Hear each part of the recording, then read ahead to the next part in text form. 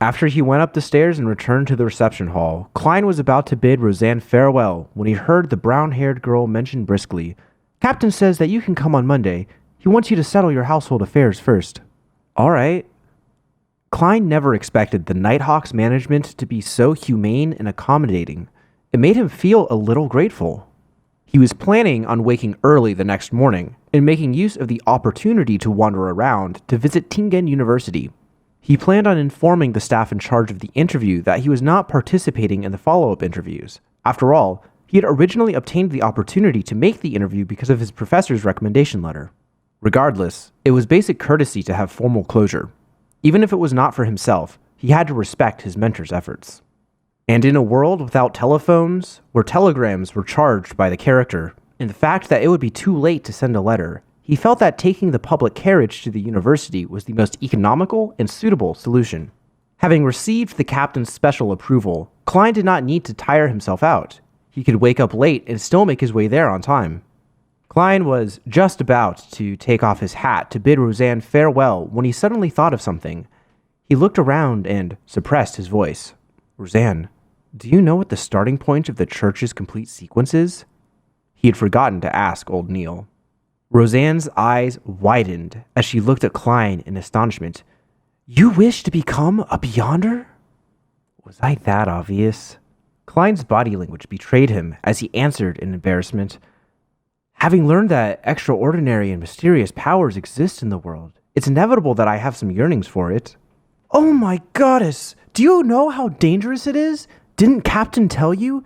The enemies of Beyonders are not just cultists or dark warlocks, but themselves. People lose control nearly every year. Some even end up sacrificing themselves. Aren't you going to consider how your family will feel?" Roseanne's hand gestures amplified her tone as her reaction appeared overly agitated. "Klein, I think the better choice is to be a civilian staff. There's nearly no danger, and our salary increases every year.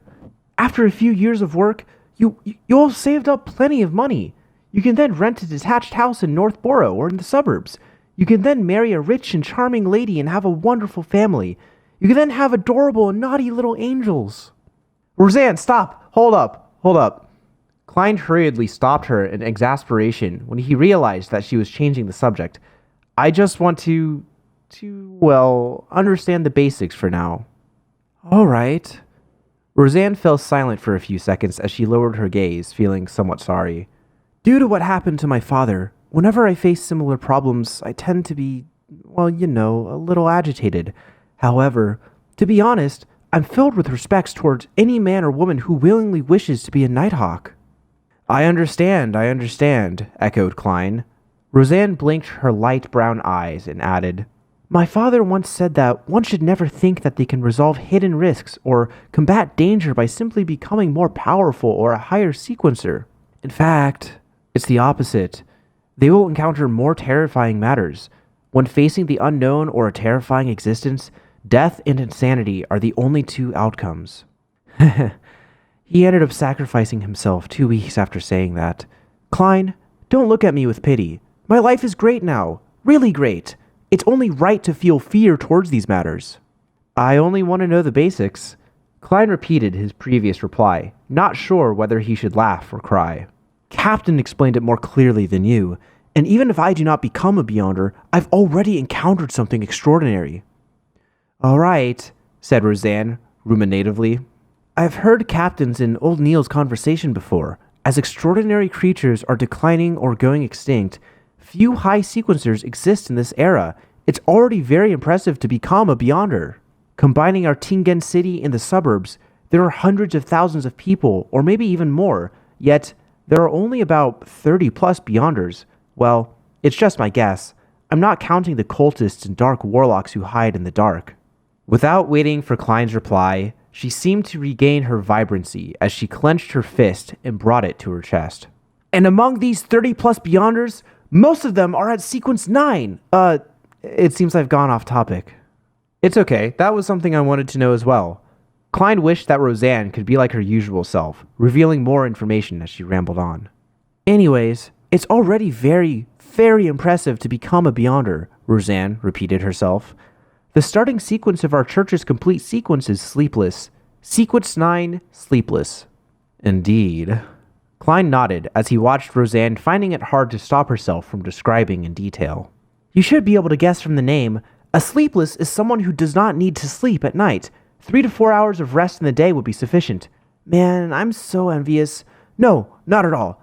Sleep is a gift bestowed upon us by the goddess. It's the truest bliss. Where was I? Ah, right. A sleepless can see through the darkness even without any lights. The deeper into the night, the more powerful they become. I mean, more powerful in aspects of their physical strength, their intuition, and their mental capabilities. However, although they can detect unknown dangers that lurk in the dark, they will still rely on demon-hunting bullets and other items to handle monsters they are unable to deal with via normal means. My father was once a sleepless. Without waiting for Klein to press on, Roseanne continued. After that, it's Sequence 8, Midnight Poet, and one level higher is Sequence 7, Nightmare. Nightmare? Klein instantly recalled that Dunn Smith had guided his dreams. He asked as confirmation, Captain? You know about it? Roseanne's mouth nearly turned into an O shape. Captain once entered my dream. Klein glanced around as he lowered his voice once more. Got it. Roseanne was enlightened as she answered with a whisper. She picked up a coffee cup beside her and took a sip before saying wistfully, There are only 2 Sequence 7 Beyonders in our Tingen City's church. It's likely that Captain is one of them. Even if he goes to a large diocese like Bachland, he's still an impressive figure. Some deacons might not even be stronger than he is. So, Captain is that impressive, Klein echoed with a smile. Frankly, Dunn Smith's appearance last night had left a deep impression on him. He had basically believed that Dunn was an extremely powerful Beyonder. Of course! Roseanne proudly straightened her back. In moments, the scatterbrained her said with a vexed expression, As for what's above Sequence 7, I have no idea. Among all the Nighthawks, perhaps only Captain will know. Then, what about other starting sequences, the ones that aren't complete? Klein was satisfied as he changed the subject. It had to be said that Roseanne's description of Sleepless did match his imaginations and expectations of Beyonders. However, it was not the kind that he wished to become. The perfect Sequence 9 was likely one that could study and grasp more knowledge of the mystery. By doing so, he could leverage on them to figure out the reason for his transmigration and lay the foundations of his future transmigration back. Roseanne thought for a moment before saying with a sigh, I'm not really interested in this aspect. I only know that we have more than other churches. After all, the goddess is the mother of concealment. Well, there should be 2 or 3. Some of our teammates are cold and distant, making me fear them. They also have a strange smell to them. Some members, you should talk to old Neil. He knows a lot, as well as quite a number of interesting magical rituals. Let me think. He once mentioned his Sequence 9 title, which is also the name of the potion formula. Ah, yes. It's called Mystery Prior. Quite a number of interesting magical rituals. Mystery Prior sounds very close to what I want. Klein was slightly delighted. In addition, I also know the name of a Sequence 7, the kind that's incomplete. Roseanne said, with a flaunting tone. She had just thought of it while recollecting. What is it? Klein was abnormally curious. In a world where high sequencers were scarce to the point of them possibly not existing, Sequence 7 was probably considered quite a potent force in the church. Roseanne revealed a sweet smile as she replied smugly, Spirit Medium. Mom Dolly? Asked Klein subconsciously. After his initial surprise, he realized that it was nothing unexpected. Only a Sequence 7 Beyonder could achieve such an impressive performance as a medium. Roseanne's eyes widened once again as she said in disbelief, How do you know of that too? I've met Mom Dolly. Klein did not hide the matter. All right, said Roseanne with an envious tone.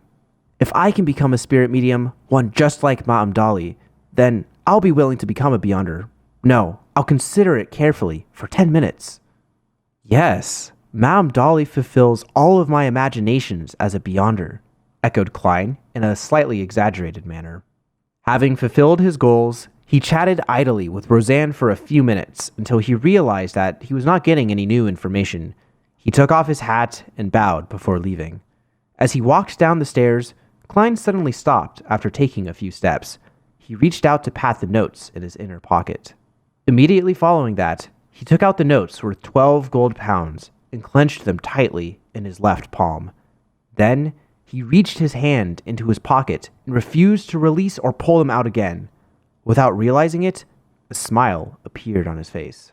According to the customs of the foodaholic empire, China, a treat to dinner was in order after earning money. It's time to give Melissa a treat tonight.